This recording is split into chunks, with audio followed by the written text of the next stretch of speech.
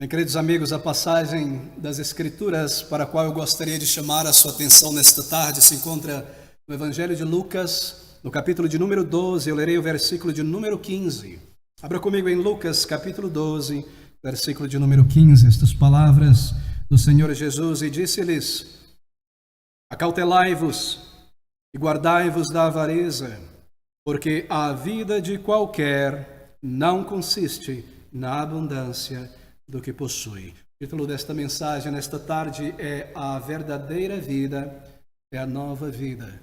Só o Senhor Jesus Cristo pode dar. A verdadeira vida é a vida com Deus, a nova vida Deus dá por meio de Jesus Cristo. Bem, queridos amigos, o Senhor inicia aqui neste capítulo de número 9, o capítulo de número 17, a sua longa jornada em direção a Jerusalém.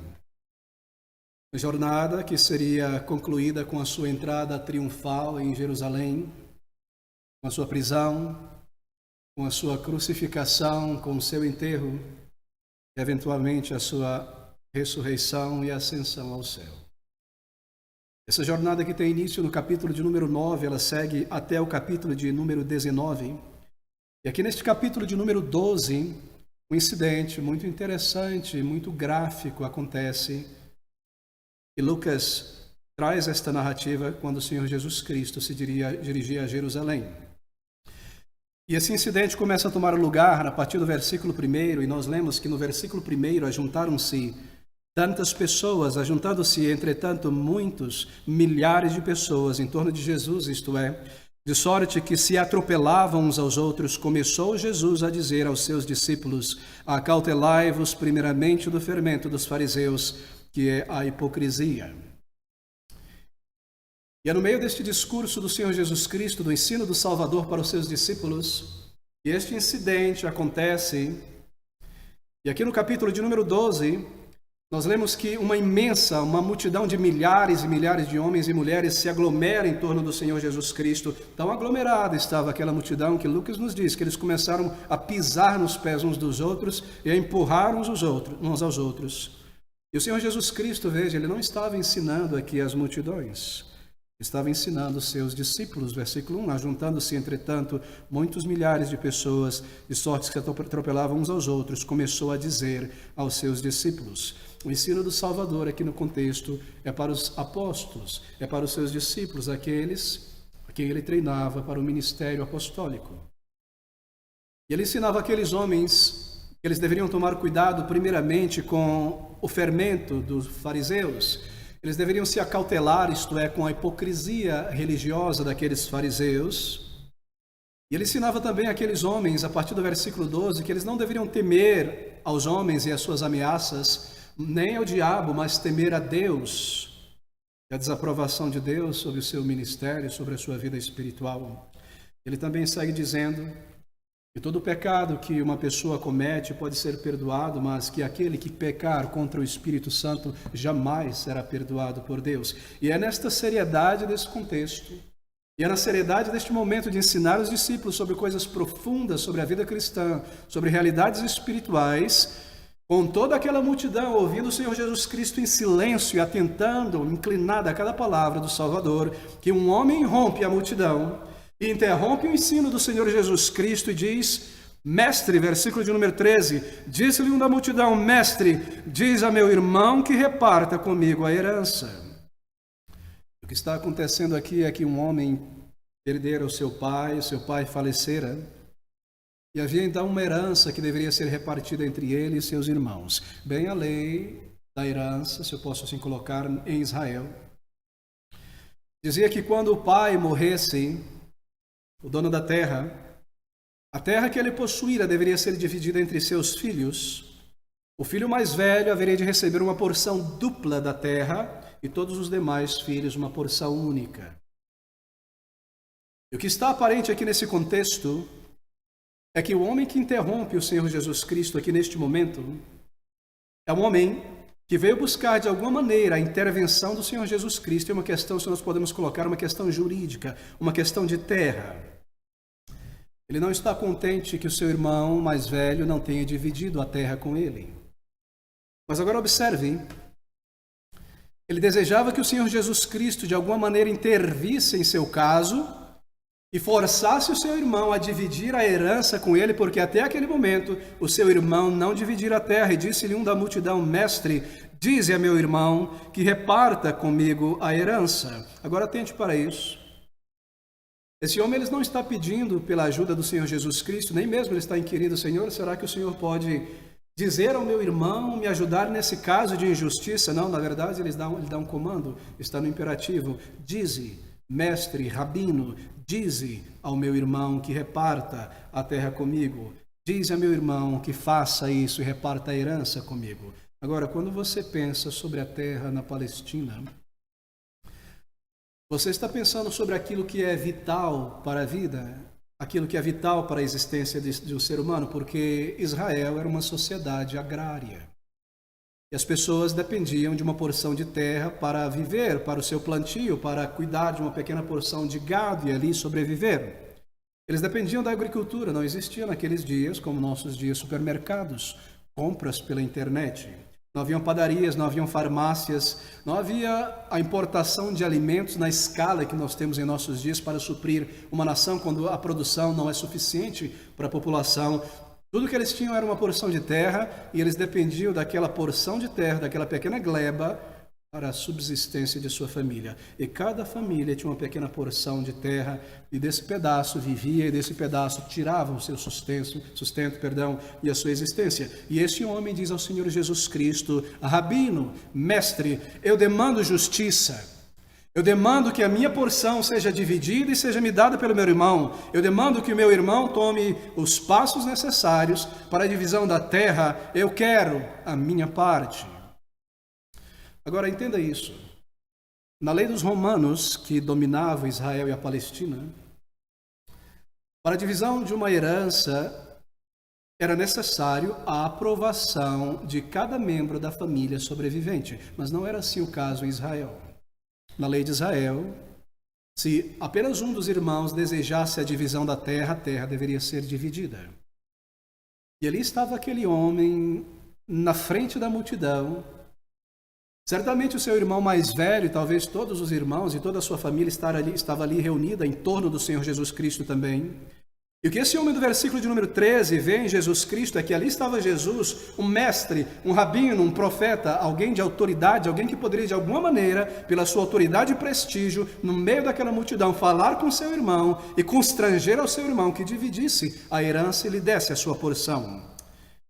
Então ele joga esse problema nas mãos do Senhor Jesus Cristo, e isso ele faz por meio de um comando: mestre, diz a meu irmão que reparta comigo a herança, imaginando que Jesus Cristo se sentiria constrangido no meio da multidão.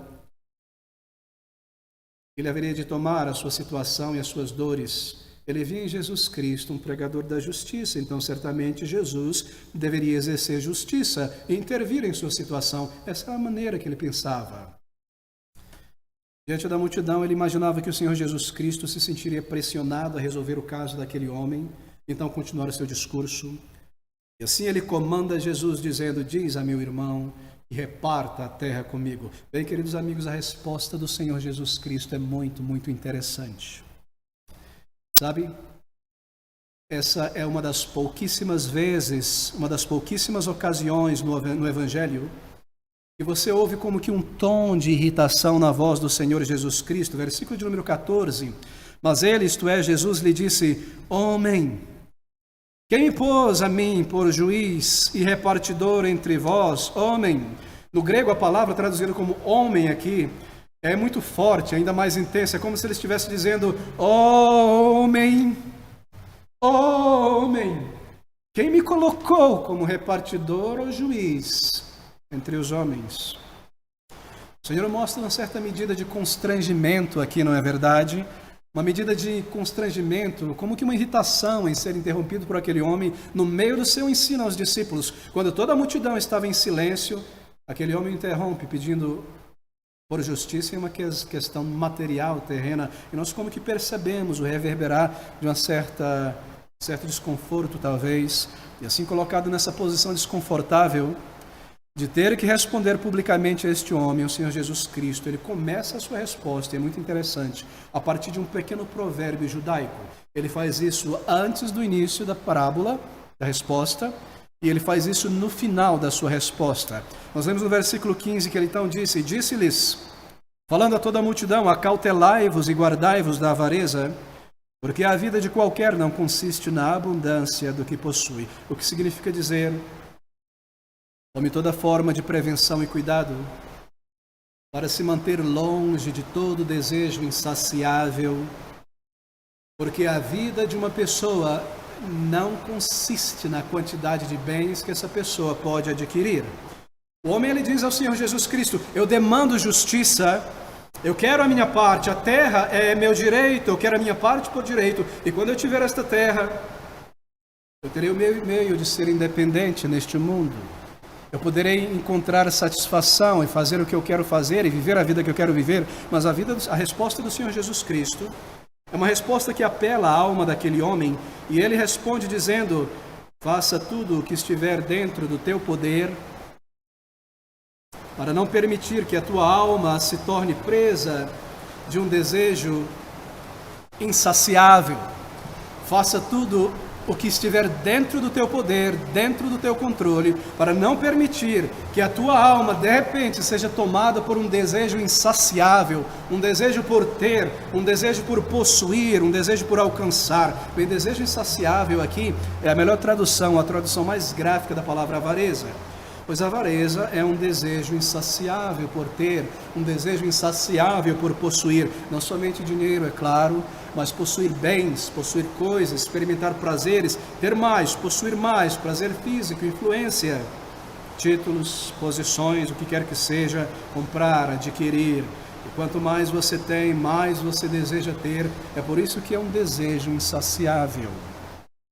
O Senhor Jesus toma a oportunidade da interrupção para pregar o Evangelho àquele homem e àquela multidão, e ele faz isso para o seu bem, para o meu bem, e é por isso que Lucas, pelo Espírito, registra esse incidente no seu Evangelho para nós. Veja essas palavras do versículo de número 15, disse-lhes, acautelai-vos e guardai-vos da avareza, porque a vida de qualquer não consiste na abundância do que possui. A vida, o propósito da existência de uma pessoa, ou do porquê eu estou aqui, porque eu fui criado, porque eu existo. A vida de uma pessoa não consiste em adquirir, em acumular bens, em possuir, em ter. Bem, o Salvador está dizendo, nós não fomos criados e colocados neste mundo para viver como meros animais. Nós não fomos trazidos à existência pelo Salvador para viver como animais, em busca de alimento para o estômago, em busca de conforto e prazer, proteção para a pele. A vida de uma pessoa, diz o Salvador, é muito mais do que bens, é muito mais do que posses. Enquanto esta vida, querido amigo, é breve, enquanto a vida material neste mundo é passageira, a alma, ela continua para a eternidade. E a alma persiste, ela segue em frente. A vida de uma pessoa não é meramente o corpo, não é meramente bens, diz o Salvador. Bem, esse homem era alguém cujos pensamentos, cujos desejos estavam somente nessa vida. Veja, ele teve uma única oportunidade de falar com Jesus Cristo Salvador, uma única oportunidade em sua vida de pedir ajuda espiritual, de dizer, Senhor, como eu posso ter o perdão de meus pecados? Como eu posso ser reconciliado com o meu Criador, como eu posso ter paz com Deus e a certeza de vida eterna? Tu és o profeta de Deus, o Messias, o Salvador. Ensina-me, me diz como eu posso ter o perdão. Ele teve uma única oportunidade de pedir ao Senhor por uma ajuda espiritual e ele desperdiçou essa oportunidade. Uma questão para esta vida somente, para o aqui, para o agora. Mas, queridos amigos, quantos de nós ouvem o Evangelho dia após dia, domingo após domingo, e permanecem da mesma maneira. Quantas pessoas sentam para ouvir o Evangelho, mas os seus pensamentos, as suas afeições estão nas coisas desta vida. Eles sentam para ouvir o Evangelho e eles seguem planejando para esta vida somente, para o aqui e o agora. Os seus ouvidos estão fechados para as questões da alma, os seus sentimentos estão frios para as questões mais importantes, as questões da vida eterna. Bem, talvez seja o caso de alguns dos amigos nessa tarde. Talvez seja o caso de alguém aqui nesta tarde E você está sob o som do Evangelho da Graça Redentora nesta tarde, esteve tantas vezes, mas você está tomado por outros pensamentos.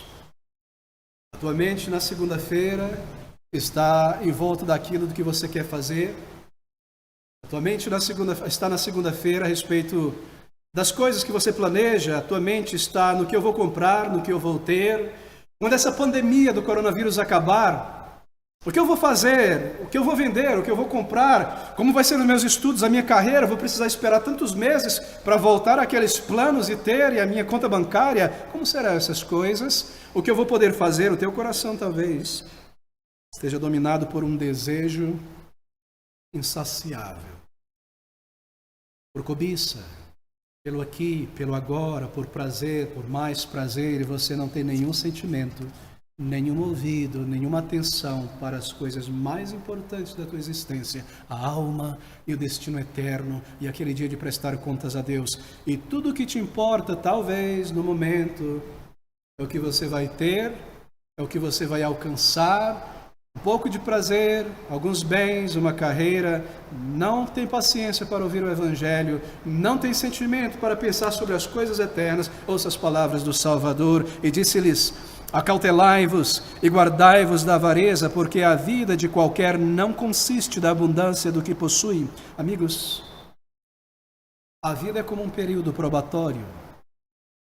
A vida, diz a palavra de Deus, é um período de buscar e de encontrar o Senhor para a salvação. E há muitos percalços que impedem uma pessoa de se aproximar de Deus. Um desses percalços está descrito aqui: a cobiça, a busca por bens, a busca por coisas materiais. Eu não me refiro apenas a coisas absurdas, como a avareza apenas, mas coisas legítimas muitas vezes, coisas que nós necessitamos, porém o nosso coração e a nossa mente pode estar somente nestas coisas. Eu não tenho tempo para Deus, eu não tenho pensamento para Deus, eu não tenho emoção nem afeição, nem energia espiritual para considerar o caminho de salvação, para ouvir a voz de Deus na palavra de Deus. Acautelai-vos, diz o Salvador.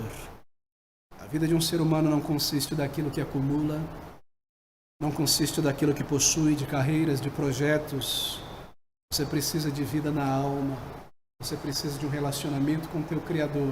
Você precisa da segurança espiritual, de um dia poder entrar na presença de Deus, tendo os teus pecados perdoados e a certeza de vida eterna. E para marcar esta advertência, observe você, o Senhor Jesus Cristo irá ilustrar a sua palavra, uma das parábolas mais belas e mais curtas, curta em toda a palavra de Deus. Ele fala sobre a história de um homem rico. Um homem cuja mente está completamente tomada por essa vida, tomada pelo aqui e pelo agora. Um homem cuja mente está envolvida em suas riquezas, em busca de riquezas sem fim, planejando para o futuro neste mundo somente, como se a vida não fosse acabar. Riqueza, desfrute sem fim, e o seu coração está voltado para essas coisas. E o Senhor Jesus Cristo, Ele representa aqui na sua narrativa, no seu enredo, este homem parado, como que planejando a sua vida, pensando consigo mesmo: o que eu farei para o futuro? Como se ele fosse o mestre da sua vida, como se ele fosse o mestre da sua existência, como se ele fosse o comandante do seu destino. E aqui está a parábola do Senhor Jesus Cristo. Atente para isso. Uma parábola muito bela, uma parábola muito profunda. Versículo de número 16. O Senhor Jesus Cristo inicia aqui.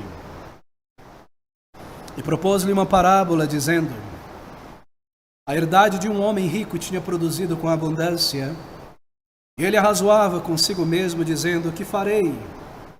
Não tenho onde recolher os meus frutos. E disse: farei isto: derrubarei os meus celeiros e edificarei outros maiores, e ali colherei todas as minhas novidades e os meus bens.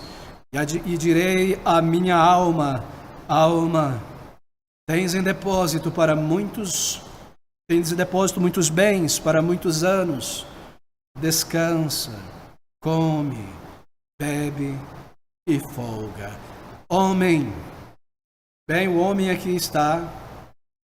Esse é um homem na narrativa do Senhor Jesus Cristo, cuja vida se resume em seus bens.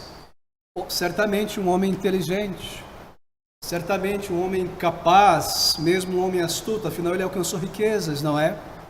Afinal, ele soube conduzir, gerenciar o seu negócio, produzir, plantar, cuidar, colher, alcançar prosperidade, bens, alcançar sua meta, avançar acima da sua margem. Nós não podemos criticá-lo por isso. Um homem capaz, na verdade, você não pode criticá-lo por sua habilidade em seus negócios. Ele chegou lá, ele conseguiu. Mas o problema dele é um problema espiritual. Esse é um homem que não possui qualquer conexão com Deus. Tudo que lhe importa, tudo que lhe atrai, tudo que lhe consome é o seu sucesso, é o seu desfrute material e o desfrute de algumas poucas pessoas, de sua família talvez. O seu caráter é revelado aqui em suas próprias palavras. Versículo de número 17. E ele arrazoava consigo mesmo, dizendo: o que farei eu? Não tenho onde recolher os meus frutos. Não tenho onde recolher os meus frutos. Bem, foi uma colheita tremenda. Ele não parece ter antecipado o resultado dessa safra. O resultado passou todas as perspectivas, todos os prognósticos. Não sei o que farei, ele não se preparou de antemão, foi uma colheita tremenda. Ele diz: que farei? Bem, ele tem um problema. A colheita foi maior do que aquela que ele poderia acomodar, guardar. Se ele vender tudo de uma vez, você sabe, o preço vai cair porque a oferta é muito grande. A solução então é guardar em estoque.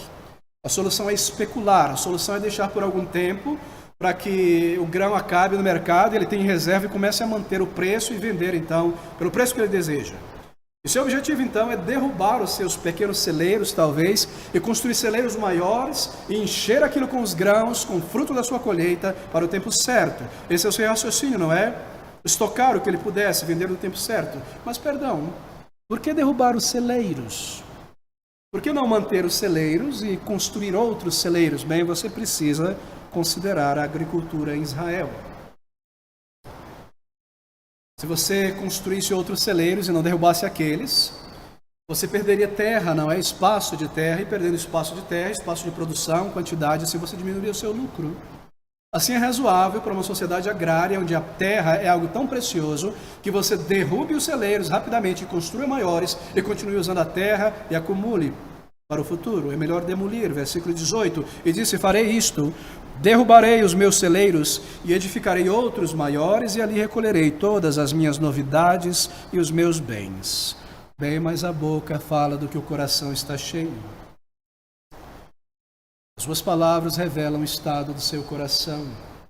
A sua postura é toda centrada em si mesmo. A maneira como o Senhor descreve a parábola mostra que aquela pessoa era centrada em si mesma. Ele dá todo o crédito da sua grande, imensa produção e do seu sucesso a si mesmo. Observe as suas palavras. Ele não tinha ninguém para agradecer. Não foi o bom clima da estação que permitiu uma grande produção, o bom solo, a boa chuva, o sol. Não foram seus funcionários que trabalharam com diligência, uma semente boa, bem escolhida.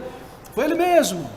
O sucesso foi devido a ele mesmo, é o resultado dele mesmo, a minha herdade, o meu negócio, a minha capacidade, foi a minha habilidade que trouxe tudo isso à existência. Observe o que ele diz no versículo de número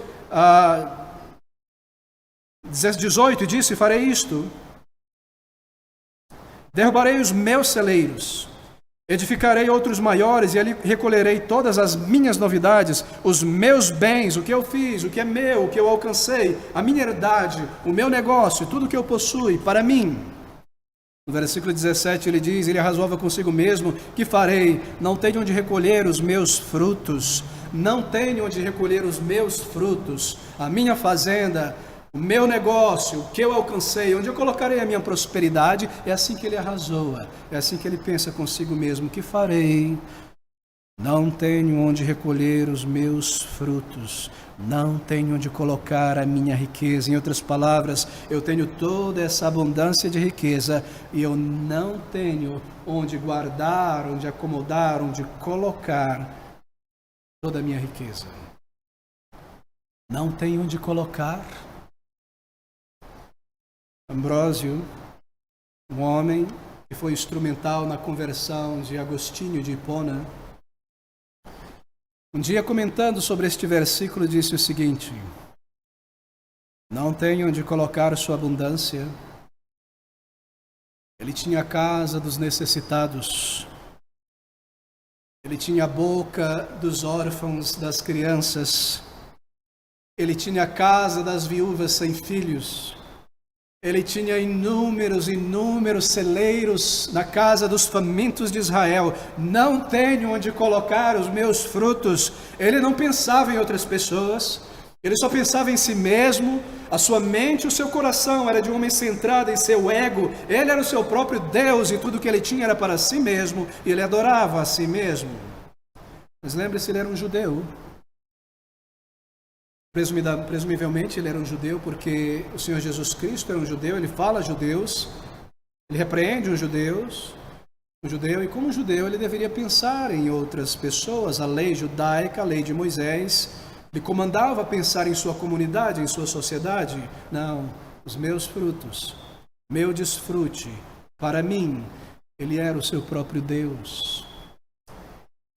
É isso que acontece, queridos amigos, com cada um de nós, quando nós colocamos o Deus vivo, o nosso Criador, de lado, e nós nos colocamos, e a nossa vida e os nossos propósitos, por mais legítimos que sejam, no centro da moldura de nossa existência, e Deus deve ser colocado do lado de fora dessa moldura. As minhas coisas, a minha vida, a minha pessoa, a minha maneira, a minha forma de ser é o que me interessa, é o que me importa, o meu dinheiro, a maneira como eu conduzo a vida e o que eu penso sobre a minha existência e sobre este mundo, isso é o que interessa.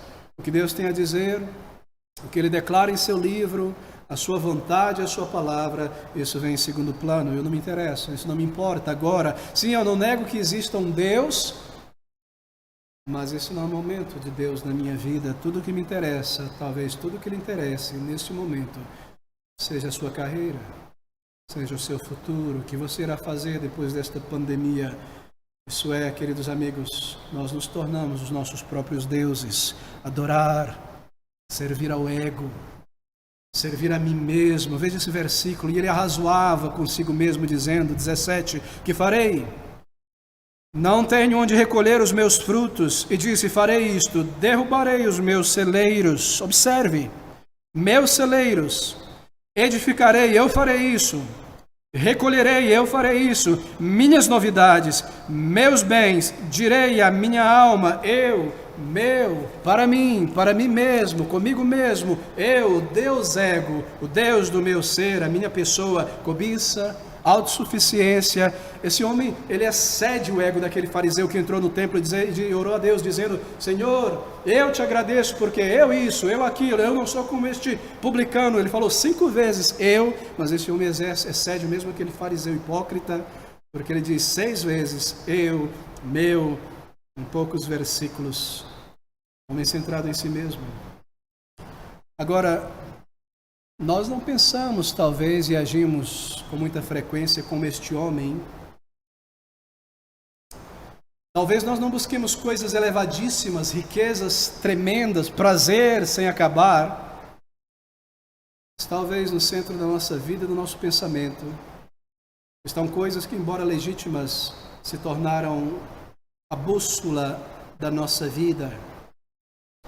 O que eu quero alcançar, onde eu quero chegar, como será o meu futuro, a minha carreira, daqui a 10 anos, 15 anos, quanto eu terei acumulado, quantas coisas eu terei comprado, que segurança material eu terei, que felicidade será eu alcançarei nesta vida, como será a minha família terrena, coisas como essas, legítimas muitas vezes, que são colocadas como motor propulsor da nossa vida, da nossa existência. Antes da conversão, antes de buscar a Deus, de encontrar o seu perdão e a nova vida que Ele promete, nós somos todos assim. Eu era assim, você é assim, um idólatra do ego, o idólatra do eu, o Deus ego. O Deus ego representa a minha independência de Deus. O Deus eu quer dizer, eu não quero nada ter com Deus. Eu não quero me submeter a este livro difícil de entender, a esses critérios, esses 10 mandamentos. Quão negativos são esses mandamentos? Não faça, não busque, não toque, não tenha. Eu não quero estas coisas. Se existe um Deus, eu quero que Ele me proteja. Eu quero que Ele me blinde, me ajude a seguir em frente, a ser próspero, mas eu não quero a sua lei, eu não quero me submeter a Ele, eu não quero que Ele interfira, que me diga como eu devo andar, como eu devo viver, eu não quero que Ele ponha o seu dedo em meus pecados e me diga que eu sou um pecador, e que eu devo me arrepender, e que da maneira como eu entrei neste mundo como um pecador, eu não estou preparado para entrar na presença de meu Criador e prestar contas a Ele. Eu não quero um Deus assim, eu prefiro Deus Deus ego. O ego representa a ignorância de Deus. O ego representa, eu não conheço a Deus. Eu não sei quem é o meu Criador, eu não ando com Ele, eu não oro a Ele. Eu não sei o que é a vida, o sentido e o propósito deste mundo e da existência, porque eu fui criado por Deus. Não conheço nada sobre Deus, nem sobre o seu Filho amado, o Senhor Jesus Cristo, que Ele enviou a este mundo. Eu quero alcançar os meus objetivos, e se há um Deus, Ele está aí para me proteger e me guardar, e não para interferir em minha vida, somente quando há perigo, alguma dificuldade, alguma enfermidade. Eu não quero saber de Deus, eu não quero andar com Deus, eu não quero conhecer a Deus. Incredulidade, amigos, incredulidade, ateísmo é o que está por trás disso. Mas talvez você diga, pastor, eu não sou um ateu, eu creio em Deus, eu não rejeito a Deus na minha vida, eu não descreio em Deus, eu não sou um ateu, eu não sou uma pessoa que diz não existir um Deus. Eu creio na existência de Deus, mas talvez você seja um ateu prático. O que é um ateu prático? Bem, um ateu teórico é alguém que diz não crer em Deus por causa disso, a teoria da evolução, aquilo mais, aquilo. Deus não existe, não há tal coisa como um ser superior, um espírito eterno que trouxe a existência humana ao mundo e ao ser humano, uma personalidade. Eu não creio na existência de Deus. Esse é um ateu teórico. Mas talvez você seja um ateu prático. Um ateu prático é alguém que diz crer em Deus, e você talvez diga crer em Deus, na existência de Deus, mas você vive semana após semana como se não existisse um Deus, como se Ele não tivesse dado uma lei para você conhecer e amar, e um comando de buscá-lo e andar em sua presença. Isso é ateísmo prático, querido amigo. É dizer conhecer ou crer em Deus, mas viver como se Deus não estivesse presente e não lhe conhecesse, como se não houvesse um dia de prestar conta, viver a revelia de Deus, você lá e você aqui. O problema é essa incredulidade. Aqui está a figura. Se eu me quero dizer com a minha alma, se farei isto, direi a minha alma, alma, tens em depósito muitos bens para muitos anos. Descansa, come, bebe, folga. Vê o que ele quer dizer com minha alma. Bem, ele está falando consigo mesmo. Alma, pessoa. Mas o que ele quer dizer por alma aqui não é aquela parte imaterial do ser humano que nós chamamos de espírito. Aquela faculdade de nós que nos permite comunicar com o nosso Criador, adorá-lo, espírito, adorá-lo, orar a Ele, buscá-lo. Não, ele não se refere a esta parte da sua existência, da sua pessoa, a sua alma eterna. Ele se refere ao seu ser pessoal, a sua personalidade, o seu indivíduo, na verdade, sua individualidade, o seu ego. Ele diz ego. Ele não considera aquela parte da nossa alma chamada de espírito. Ele não considera o homem em seu aspecto espiritual. Talvez você seja assim. Talvez você se comporte como se não houvesse uma alma dentro de você, um espírito. Mas, querido amigo, você não é um mero animal sofisticado. Você não foi criado para viver em busca de prazer físico, alimento para o estômago. Você possui uma alma eterna que tem o potencial de se comunicar com o teu Criador. Mas esse homem, ele diz a si mesmo, alma, isto é, mente, você planejou todas as coisas e teve sucesso, e teve riqueza, afeição, emoção. Você desejou, você cobiçou, você trabalhou e alcançou vontade. Você se determinou, você não foi complacente, você estudou, você trabalhou, você lutou, e agora está aí você consigo mesmo, falando, eu alcancei isso, eu cheguei a este ponto, eu me elevei. Ele fala consigo mesmo, ele se prostra diante de si mesmo. Ele não está falando com Deus, ele não está dizendo, Deus me ajudou, Ele me deu saúde, Ele me protegeu. Alma, ego, você fez por onde? Você alcançou isso, você chegou onde desejava chegar. É exatamente isso que nós somos antes de conhecer a Deus. Porque por mais que você possua uma fé, uma religião, o teu verdadeiro Deus é o Deus, O meu verdadeiro Deus é o Deus ego. E em relação ao Deus vivo, ao Deus verdadeiro, você é um infiel, você é um ateu, eu sou um alienado de Deus. Nós dizemos crer em Deus, mas nós vivemos como se Ele não tivesse uma voz declarada na palavra de Deus, como se Ele não tivesse um propósito para a nossa existência, e nós traçamos o nosso propósito e vivemos como se não existisse um Deus. Querido amigo, você precisa perceber a gravidade disso. A gravidade de viver e agir como se Deus não se importasse com os teus pecados, com a tua vida. O que esse homem tinha em suas mãos? Bem, ele tinha muitos bens, mas ele era pobre espiritualmente. Ele não possuía um relacionamento com o seu Criador. Ele não possuía Deus neste mundo, nem certeza para além do túmulo, apenas temores, talvez dúvidas. Ele tinha conforto, segurança, bens, ele podia prover para si mesmo, para sua família mais próxima, mas ele não tinha um lugar no céu. Ele não tinha um Salvador, ele não tinha o perdão de seus pecados, ele não tinha uma nova vida. Bens ele possuía, mas nenhum caráter duradouro, nem certeza de vida eterna, nem sabia o que ele esperava para o futuro. Será que nós somos retratados aqui? Será que você é retratado nesta parábola sem vida espiritual? Diz crer em Deus, mas nenhum relacionamento verdadeiro com o teu Criador. Diz acreditar na Bíblia em partes, mas não conhece o caminho de salvação, não tem certeza do perdão de teus pecados, nem certeza de vida eterna. Se você, querido amigo, é uma pessoa que termine os teus dias sem Cristo Jesus e o perdão que Ele dá, tudo que você levará para a eternidade, além da tua alma, sem teu corpo, sem teus bens, tudo que você levará para a eternidade será a tua culpa.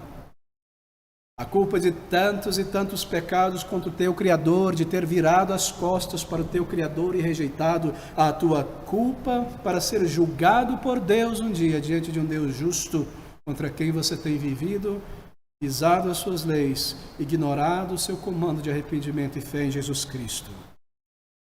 Se você é uma pessoa que viu através do vazio da tua existência, o vazio deste mundo e a mentira deste mundo, de que a vida é só para o aqui, só para o agora, e se você é uma pessoa que viu através destas coisas e buscou a Deus através de Jesus Cristo, este caminho que Ele revela na palavra do Evangelho, e reconheceu os teus pecados e clamou a Deus por misericórdia, e encontrou um lugar de arrependimento aos pés do Salvador, e baixou a tua crista diante de Cristo, e pediu perdão e misericórdia, e recebeu a paz de Deus, então você pode ter certeza, um dia você será recebido nos altos, quando a luz deste mundo se apagar para você, e a luz de um novo mundo se acender na presença do teu Criador, riquezas eternas, e o perdão de Deus, e a certeza de ser recebido por Ele na eternidade, com milhões e milhões de outros homens e mulheres que um dia buscaram o Salvador neste mundo e perceberam que a vida de uma pessoa não é apenas o comer, o vestir e prazeres passageiros, mas a vida na alma que é dada por Deus, no arrependimento com o perdão de pecados. Ele diz, alma, versículo 19, direi a minha alma, alma, tens em depósito muitos bens para muitos anos. Muitos bens para muitos anos? Como ele poderia saber disso? Sobre ter muitos anos de vida? Você percebe como o Senhor Jesus Cristo retrata o ser humano aqui? Essa é a nossa tragédia. Nós pensamos que nós possuímos o dia de amanhã, não é? A nossa mente está sempre no dia de amanhã. Eu buscarei a Deus amanhã, depois da pandemia do Covid, eu farei isso, eu reconstruirei, eu ganharei tempo, eu vou remir o tempo, amanhã eu faço, amanhã eu busco a Deus. Essa é a nossa tragédia. Nós pensamos que temos o dia de amanhã e empurramos para o futuro, para o amanhã, buscar a salvação de Deus, quando na verdade o amanhã não nos pertence, querido amigo. O ontem já não existe mais. O amanhã é um dia que pode não vir para você e para mim. Nós temos somente o hoje. E o dia de buscar a salvação e a reconciliação com o teu Criador, diz a palavra de Deus, é o dia chamado hoje. É o dia em que você ainda está vivo. É o dia em que você pode se voltar a Ele. Volte-se a Deus, meu querido amigo. Onde você estiver nessa tarde, Ore ao teu Criador e diga: Senhor, eu não entendo com clareza estas coisas. E o meu coração é muito frio. E há uma medida de incredulidade dentro de mim. Ajuda-me a ver a minha necessidade espiritual. Hoje eu te busco. Eu não sei o amanhã. Eu preciso da tua graça e da tua misericórdia. Perdoa os meus pecados. Esses são os meus pecados. Diga a Ele: eu tenho feito isso e agido assim. O Senhor conhece o meu coração dentro de mim. Tenho visto tanto orgulho, tanta imoralidade, tanta vileza, tanto ódio e amargura. O Senhor é um Deus justo, mas eu venho a Ti rogar a tua misericórdia. Busque a Deus enquanto você pode buscá-lo.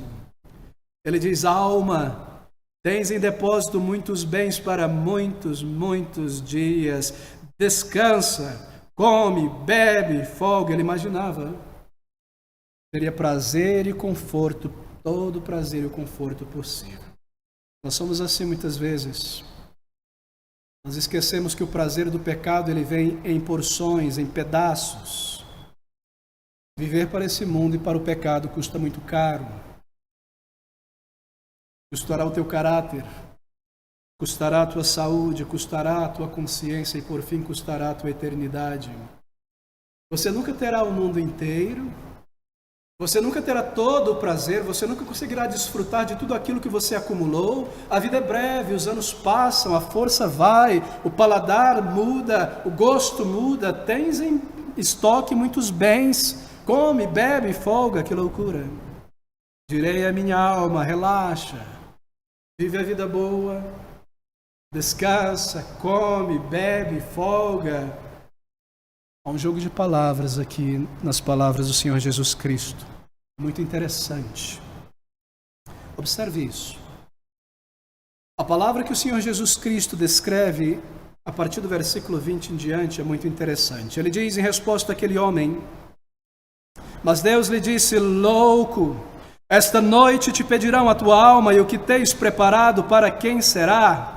E direi à minha alma: come, bebe, folga, louco, nesta noite te pedirão a tua alma. Sabe qual é a palavra traduzida aqui por alma? A palavra que o Senhor Jesus Cristo usa para descrevê-lo. A palavra que o Senhor Jesus Cristo usa para descrever a atitude daquele homem para consigo mesmo, a sua loucura.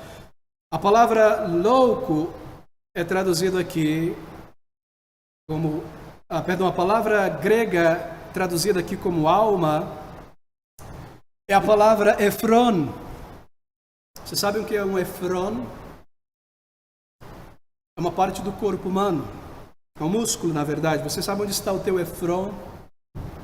É difícil saber, não é? O efron é o teu diafragma. Fragma, fron. Daí vem o nosso termo em português, diafron, diafragma. Você sabe o que é o diafragma, não sabe? O diafragma é um músculo do corpo que permite a movimentação da respiração. Quando esse músculo dilata, os pulmões se enchem, o peito enche de ar. Quando ele contrai, ele lança o ar para fora. Esse é o músculo que exerce essa função, o diafragma. Aquele homem está dizendo a si mesmo: alma, você tem muitos bens em estoques para consumir, para viver uma vida de alta qualidade, de alto padrão. E agora, alma, agora você vai ter muito diafragma, agora você vai ter muito fôlego, muitos anos de vida para viver, para respirar e para desfrutar. Olha a sua colheita, olha a tua conta bancária, os teus bens, aquilo que você possui é muito em quantidade. Você vai ter muito fôlego para viver, muitos anos para desfrutar tudo isso aí. Alma. Mas de repente Deus entra no contexto desse homem no versículo de número 20 e corta através das palavras dele e responde a ele dizendo: mas Deus lhe disse: louco, esta noite te pedirão a tua alma, e o que tens preparado para quem será? E você não irá adivinhar qual é a palavra que o Senhor Jesus Cristo descreve, usa para descrever, na verdade, o estado deste homem. Você não irá adivinhar a palavra que Deus usa para se dirigir àquele homem. A palavra que traduzida aqui é a palavra louco. Mas Deus lhe disse louco. É a palavra Afron. O teu front, o teu diafragma irá cessar de funcionar e o teu último fôlego irá deixar o teu corpo nesta noite. E esta noite te pedirão a tua alma e você terá que se apresentar diante do teu Criador e as coisas que você acumulou, para quem será? Louco, nesta noite, imprudente, negligente, nesta noite o teu diafragma entrará em colapso. Você diz de si mesmo: eu terei muito pulmão para viver, eu terei muitos dias para desfrutar a minha vida. Louco, nesta noite o teu pulmão irá parar e o teu último fôlego será lançado e você partirá para a eternidade. Tudo o que você tem, para quem será? Prudente, negligente, preferindo viver esta vida somente para você mesmo, sem Deus, para o aqui, para o agora, para o teu corpo, para coisas materiais, para pessoas somente, mais do que buscar a Deus, mais do que se preparar para a eternidade. Queridos amigos, é algo irracional rejeitar conhecer a Deus. Nós nos comportamos como pessoas irracionais. Nós sabemos que a morte irá vir. Nós sabemos que a morte virá e o último dia logo chegará, mas nós empurramos para o lado a ideia da morte, não é? Nós somos irracionais. É irracional viver assim, sem buscar a Deus, saber que um dia eu entrarei na presença dEle. E se Ele falou neste mundo pela Bíblia, e nós podemos encontrar e conhecer a vontade de Deus e o caminho de salvação, é algo irracional recusar conhecer a Deus e o caminho de salvação. É mais que isso, é algo trágico, é loucura, louco. Esta noite te pedirão a tua alma. Em alguns dias, em alguns anos, em alguns meses ou semanas, você partirá e você tem vivido contabilizando os teus bens. E o que você fará depois da pandemia e a tua carreira está frustrado com aqui e o agora, sem Deus, sem um relacionamento com o teu Criador, sem o perdão de teus pecados, sem certeza para além do túmulo, sem vida da alma, vazio, sem o teu Criador. Será que esse é o nosso problema? Orgulho. Eu não quero ouvir a Deus, eu não quero ouvir esta mensagem, eu desligo esta mensagem, eu torço o nariz, eu fecho a cara. Ela vai contra o meu orgulho. Ela mostra que eu sou uma pessoa necessitada sem Deus, que eu não posso fazer nada com o meu capital para reconciliar a minha alma com Deus, com a minha inteligência, o meu corpo, os meus bens. Eu não quero ouvir essa mensagem, ela fere o meu ego. Eu não quero reconhecer que eu não sou bom o suficiente para agradar a Deus. Será que esse é o meu problema? Se eu me aproximar de Deus, eu terei que reconhecer os meus pecados. Eu tenho ferido as pessoas, que eu tenho traído as pessoas, que a minha mente é suja, o meu coração é sujo, eu tenho feito as coisas absurdas que eu enterrei no passado, no esquecimento. Eu terei que reconhecer isso diante do meu Criador. Eu não quero abrir a câmara dos horrores diante de Deus. Será que é o amor pelo pecado? Aquilo que a tua consciência diz ser errado aos olhos de Deus? Nada disso vale a pena, meu querido amigo.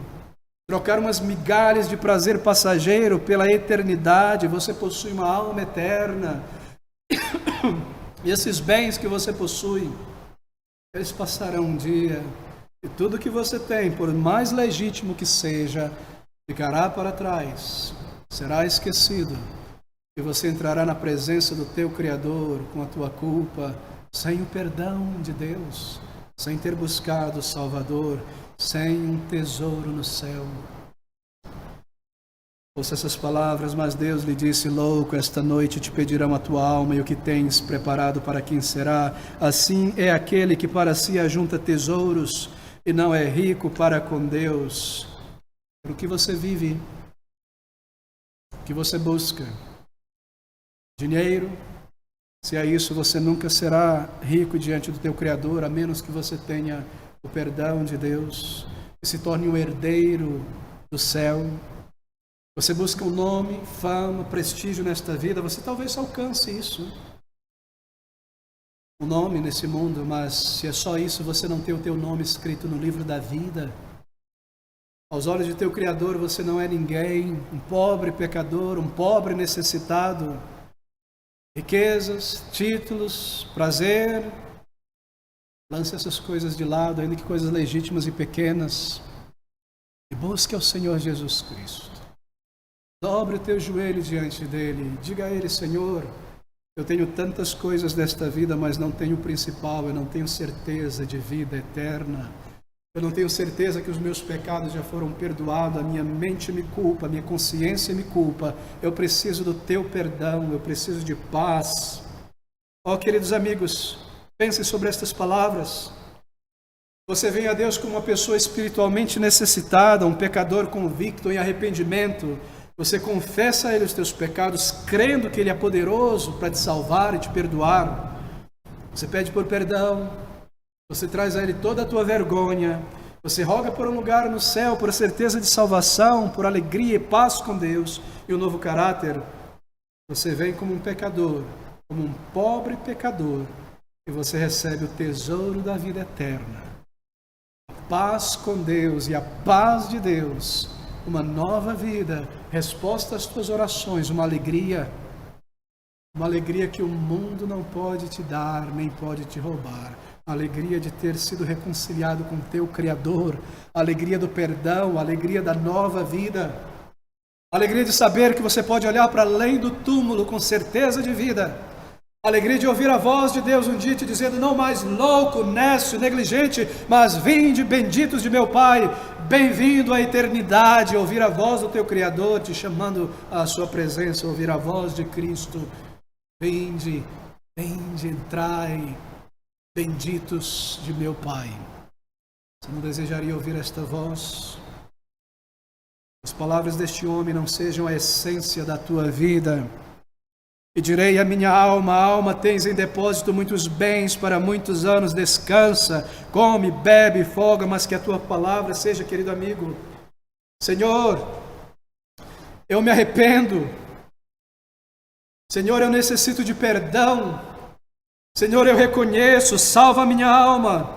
Me dê o verdadeiro tesouro do céu, transforma a minha vida. Fala estas palavras de perdão à minha alma. Me dê a vida eterna. Que a tua vida e a tua palavra seja essa, não mais eu, para mim mesmo, para o que agora, para o que será depois. Diga: Senhor, a tua vontade, perdoa o meu pecado, transforma a minha vida, entra na minha vida, faz de mim uma nova pessoa, transforma o meu caráter, escreve o meu nome no teu livro da vida. Vamos orar juntos.